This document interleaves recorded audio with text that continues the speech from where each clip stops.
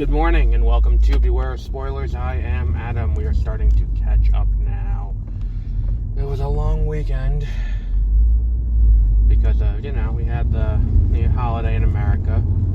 And I'm going to apologize preemptively right now because we had a torrential rainstorm this past weekend and on Saturday. And I went out to run some errands and I got back from running said errands and I thought I had everything secured. You can never be too careful. I'm carrying Mother's Day gifts, I'm carrying groceries, I'm carrying my mobile office bag, I'm carrying all of this stuff, have my phone in my pocket, get out of my car, step into a ankle-deep puddle, and my phone falls into and the phone falls into the puddle as well. So my phone case got ruined, and I need to get a new phone case. But the other thing that got ruined was my pop socket, and I usually keep my phone mounted on my dashboard, so that way, I can have it there. Now, ideally, this app should be recording off my Bluetooth microphone, which is somewhere in the car. I'm not entirely sure where, but I can't guarantee that.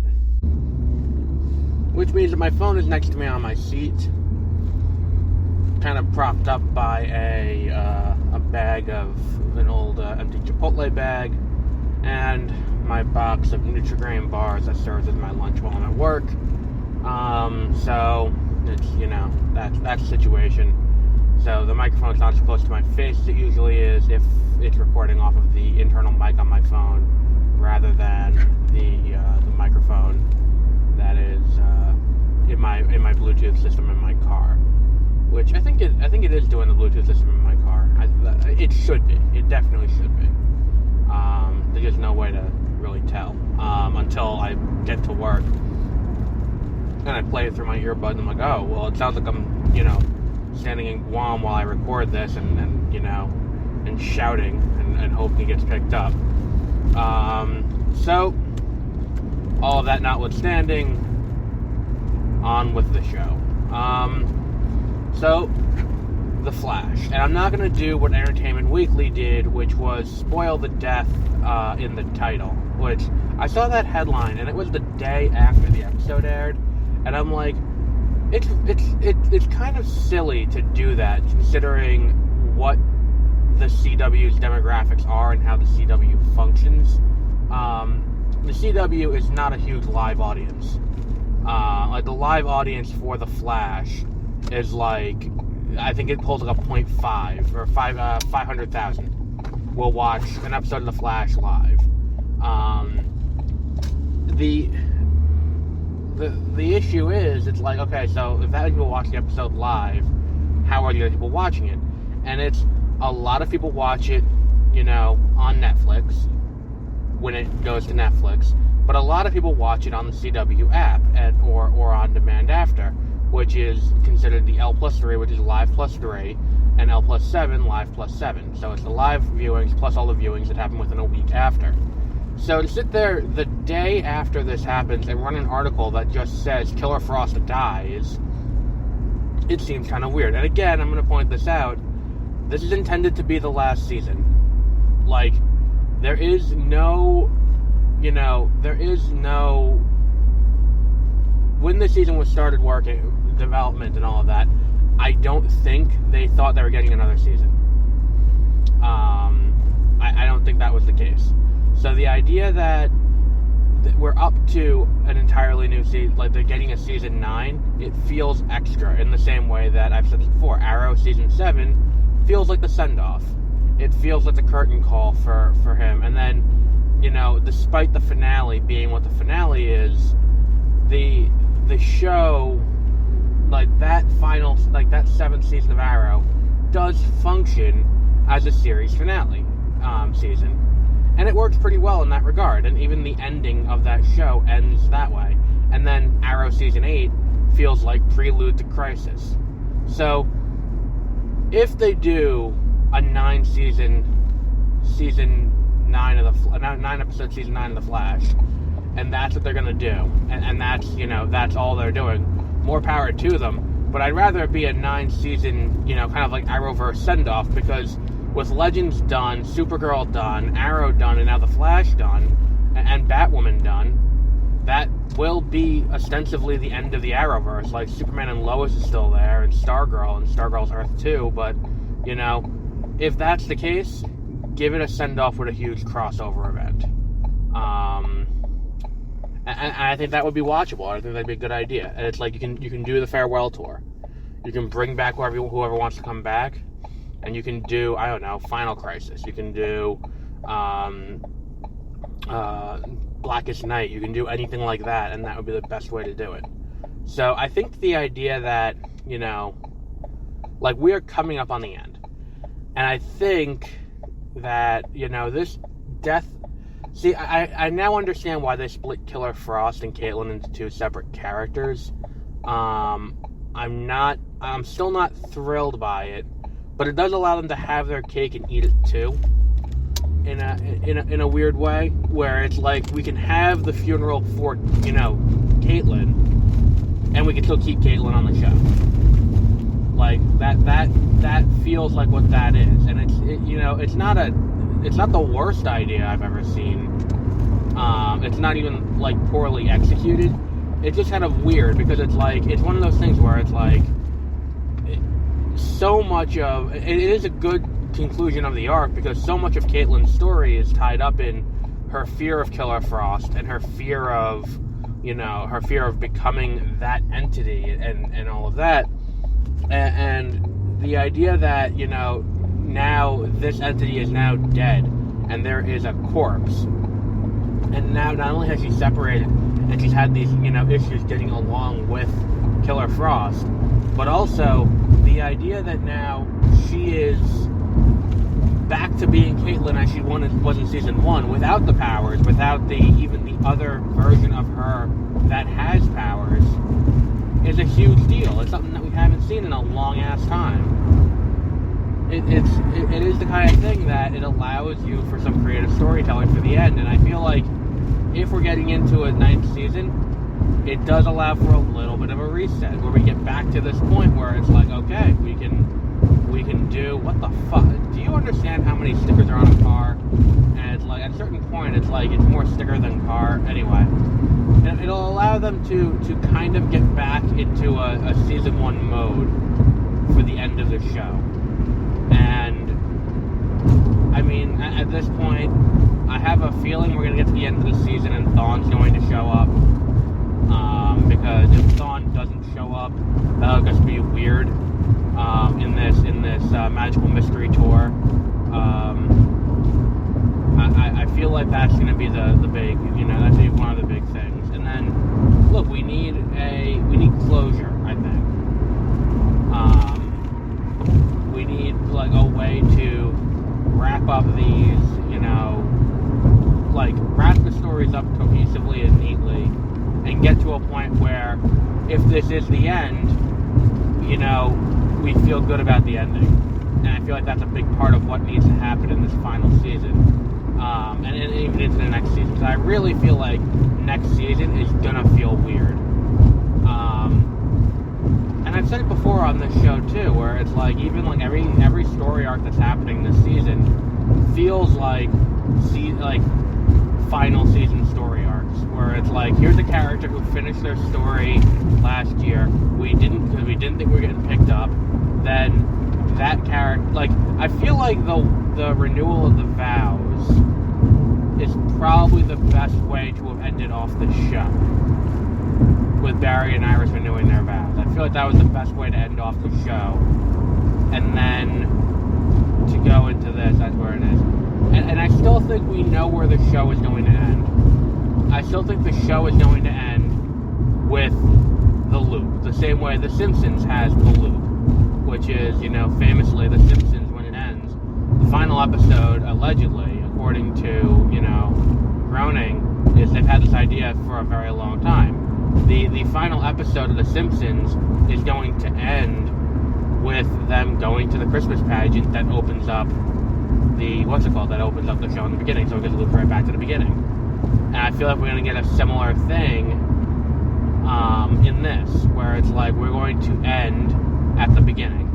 We're going to end with Barry facing off with Thawne, and then Barry going back in time, fighting, fighting Reverse Flash, and I gotta get over, fighting Reverse Flash, and then creating the situation that in season 1 leads to the death of his mother. I feel like that's where we're gonna be. That's sneaky. That is sneaky right there. I guess there was a car behind me, and I was looking at it in my rearview mirror, and I'm like, oh, that's weird, because it looks like there's a cage in the back of it. And I'm looking at it, and it's not regular plates. It's not it's not like that. But there is no marking on the front of the car or on the back of the car that denotes it's a police car. That's sneaky. So it's one of those things where it's like, I feel like we're going to end off at that point. And I hope that if the plan was to end off this season at that point, they move things around. Because I feel like that's a series finale, not a season finale. And it's one of those things where they did Crisis when they did in 2019, 2020, and they were close to hitting Crisis in 2024. They were very close, because the show is going to be ending in 2022, 2023, depending on where the final 9 episodes go for season 9. And it is one of those things where it's like, they almost made it. They almost made it, and that is that is a truly, that is an achievement right there. And getting an entire run of a TV show for 9 years between the announcement and release of a movie of the same character is also an achievement. Because even if they do season 9, it's going to be the last. They're not going to do They're not going to do. It's going to be done before the movie comes out next July. So I think we'll wrap up there for today. I think that's a good sending off point. I think we're going to be, I think the death of Killer Frost is going to have its reverberations for a few episodes, but I think that fundamentally the problem with a lot of the Arrowverse shows has been that death doesn't have a long-lasting impact. Not in terms of resurrection, which is also a problem. I mean, I think that over the course of Legends, Sarah has died, or between Arrow and Legends, Sarah has died like at least 10 times. But in a world where, and of those stickers, how many of them are Let's Go branded stickers? What the fuck? In case the first 3 weren't enough to get your, to get your point across. I think that the issue that I have more than that is that the emotional resonance of death isn't there. There is no moment when a character dies that we feel that beyond the initial episode of death and the episode of mourning. Because they do that, they do the episode where they process the grief of the character and they move past the death, but then they move on to, they move on to, bigger and better things, and they just, they don't, there are characters who have died and then they just never reference again, and it's like, well, it's a little weird. Like on Legends, it's weird they never reference, what's his name? Stein. It is a little weird, considering how big a part of that team he was for so long. And the same goes for, they reference Snart at least a few times. But, once they've moved past the episode where it's we're sad because this character has died, they tend not to reference it again. The character tends to just, go away. Look at The Flash. Ronnie wasn't referenced again until now. This season. Eddie wasn't referenced again after his death in season 1. I think he may have been referenced once or twice in season 2. But after that, he's not referenced again until this season. And Iris was engaged to the guy, and he's not referenced again. Then there is what else was there? Who else had an episode? Who else died? Snart, but they don't really reference him on The Flash, anyway. Black Canary, she was a big part of Arrow, Laurel, and I think she got referenced when they met Dinah, and Dinah was the metahuman version of Laurel, and I feel like that was, it's kind of a weird thing, to not acknowledge these characters. And I feel like Killer Frost is going to be similar. I feel like Killer Frost is going to be a similar situation where it's like, we're not going to reference Killer Frost again until, we need an emotional impact episode, and then we have something we can pull out of our back pocket and be like, and here is, people being sad about, Killer Frost. I mean, the next episode is called Funeral for a Friend. So it's going to be about Killer Frost's death. And them dealing with that. But I would be curious to see if this has a reverberating effect into other episodes. And did anyone else catch? They were like, we were hoping that Booster Gold would revitalize Legends of Tomorrow. And it's like, motherfucker, you introduced it in the finale? Like, you introduced Booster Gold in the finale, and it's like, maybe now people will watch. Like, no, that's fucking stupid. Like, that is fucking stupid. Because the thing is, you can't just introduce a character there and then be like, this'll bump our ratings. No. Introduce him in the pilot. Make him a series regular. People would have tuned in to watch Booster Gold. Like, people would have tuned in to watch that. Like, say what you will about Batwoman. They were on the cusp. They pulled out all the stops this season. They brought in Poison Ivy. They brought in the Joker. They brought the big guns out. I mean, like, they did all they could, short of making the show Batman, they did all they could to make people watch the show. And it's one of those things where it's like, come on, you don't leave any, if you think you're on the cusp of being dropped, you do not leave anything on the table. You put it all out there. Look at Aquaman, the movie, I mean. Like, if you look at Aquaman, like, they didn't know they were getting a sequel. So everything's in that fucking movie. Nothing is left on the table, so that way they can't be like, next time we'll do this instead. Next time we'll do this. Like, no. It is all out there. You put it all out there. If you don't know, you're getting another one. Which is why it's so weird to me that, like, thinking back, like, Iron Man didn't have War Machine in it. And, Iron Man was in no way a guarantee. Like, and I think the ultimate proof of that was that they opened the Prince Caspian against. Disney opened Prince Caspian against Iron Man, which was a Paramount distribution at the time.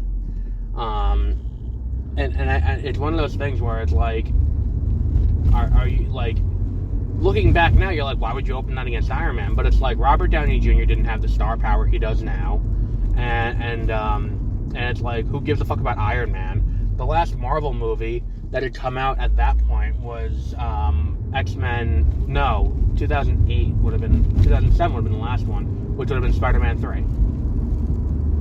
So, like, looking at, like, the way the deck is stacked there, it's like, well, it makes no sense to, this movie shouldn't have worked.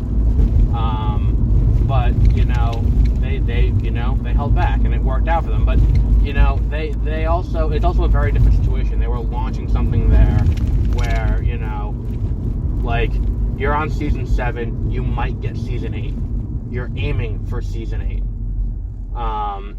And you may get it. You may get it. But if you want to get it, and you can use a character like Booster Gold, you put Booster Gold in your show. And you put him in from the beginning of the season, and then you're like, here is Booster Gold. He will be the carrot on the stick that will get us to, get us more viewers into season 2.